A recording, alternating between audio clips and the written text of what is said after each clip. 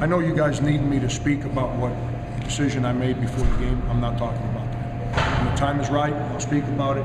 That's why we made a release. I'll be more than happy to say whatever you want me to do about this game tonight. Just talk about the resolve of your guys today to pick up this win. Yeah, I'm so proud of them. You know, it's a, you know, the Kentucky game was an aberration. We had no fight. We made some coaching decisions prior to the game how we wanted to play that we thought we could take advantage of. We didn't, and then it just kind of snowballed on us. And that's not the kind of team you want to play on a day you don't have a fight, because that happens. And you know what? They've done it to some of the top 10 teams in the country too. So we couldn't pay attention to that. But you know, we came out, we guarded, we fought, we clawed, we rebounded in the first half, and we stopped rebounding the ball.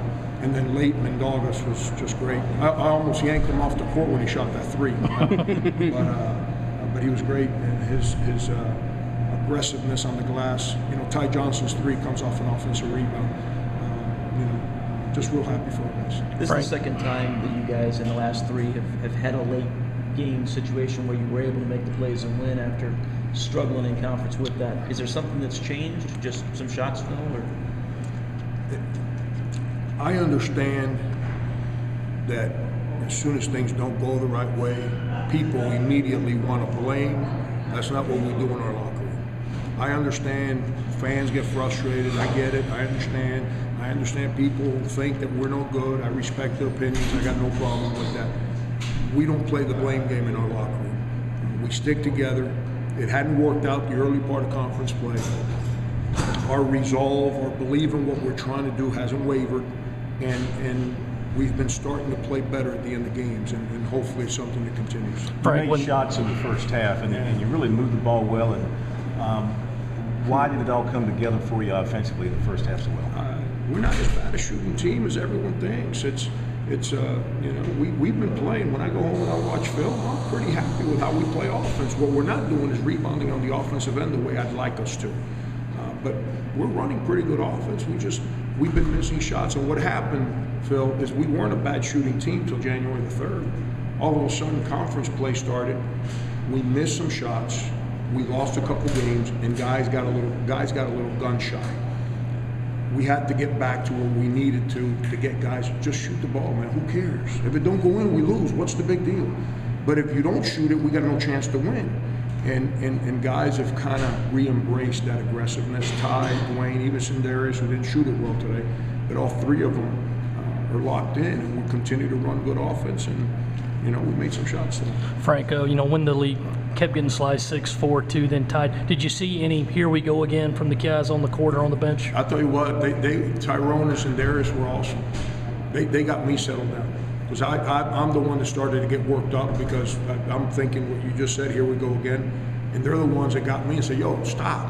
What do we need to do here? And got me back in the right place. And, you know, and as much as I've been asking for leadership and guidance and guys to step up in the moment, we saw them do that today. And not just as players on the court, but even in timeouts. It's fun to be around with that kind of stuff. What do you think this says about your team, the fact that, you know, you played without three guys tonight, and Sindarius makes one shot from the floor, and yet you're able to win?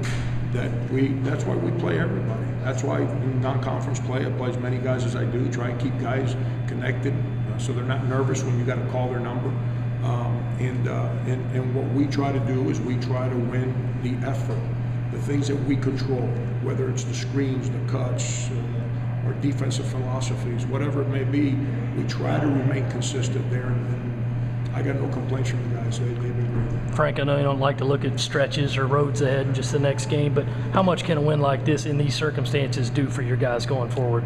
I hope it just makes them feel good that we made shots in the first half, and I think us making shots in the first half is what made us forget the fact that we missed so many open shots in the second half, and then had the courage to make shots coming down the stretch those last 4 minutes of the game. Is that they knew that those are shots that we could make, and we didn't pass them up. We shot. The only shot we passed up was we called the set play for Sindarius when Dwayne makes the three, and Sindarius went a little too soon. But Dwayne's man helps. He makes the pass. I thought Dwayne's going to shoot it, which is what we talked about if his man helped. But he held it, and I'm standing there saying, "What is he doing?"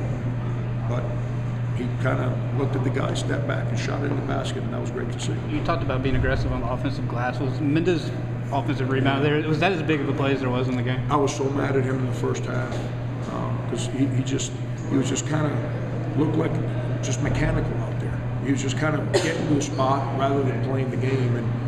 But I called his number there. You know, I put him in with about 5 minutes to go, and just made play after play after play coming down the stretch to help us. Outside of that three he shot, if I could have figured out a way to block that shot, I would have.